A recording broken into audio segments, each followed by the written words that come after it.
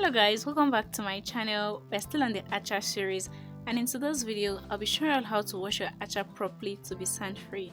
So without waste of time, let's get right into it. So I'll be making use of 1 cup of Acha. It can also be called fonio or hungry rice. I'll be transferring it into this bowl. I'll also be adding water to it in order to wash it. I actually noticed that this bowl is a little bit small for me, so I'll be transferring it into this bigger bowl. This will enable me to wash it very properly.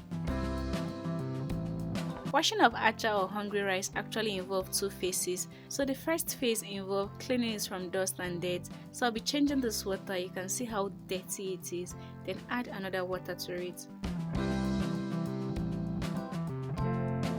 So this is how you wash your Acha, just the normal way you wash your rice till the water runs clear. If you are making use of the packaged ones, you need not to worry about washing. But if you'll be purchasing the ones from the local market just like this, you need to wash your Acha properly because they could be quite sandy.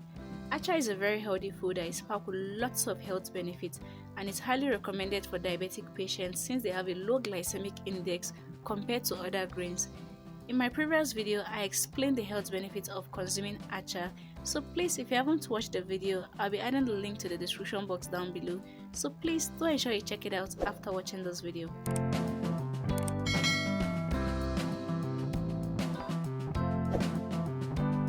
So I've washed the Acha for 6 times, and you can see how clear the water is. So we're moving on to the second phase of washing Acha, and it involves the removal of sand. So you just need to pay close attention to see how I'm going to remove sand from this grain that's almost equal to the size of sand. All you just need to do is to add enough water into the bowl, and you also need to have another bowl close by. Then you swing your bowl, or should I say you shake your bowl just the way I'm actually doing it, into the other bowl. And since Acha is less dense than sand, sand will remain at the bottom of the bowl. So guys, if you look closely, these brown particles left in the bowl is actually sand, and we definitely don't want it in our food. So I'll just rinse off the bowl, then repeat the same process. Add enough water into the Acha, then shake. The sand will remain at the bottom of the bowl, and it will keep on reducing till there is no sand seen in the bowl.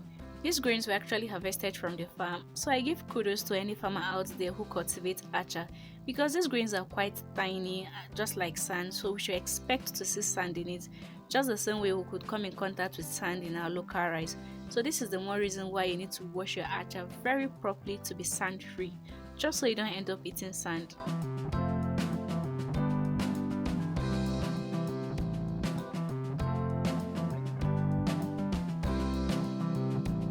So I repeated the same process 5 times, and this is the 5th one. As you can see, there is no sand in my bowl, so I can perfectly say that my Acha is clean and ready to be prepared.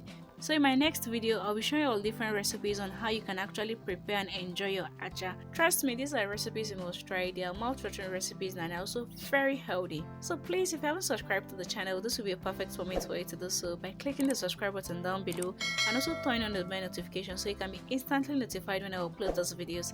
Please do ensure you like, share it with your friends and loved ones, and leave me a comment in the comment section. Until I come your way next time, do remember to always eat healthy and stay healthy. Bye bye.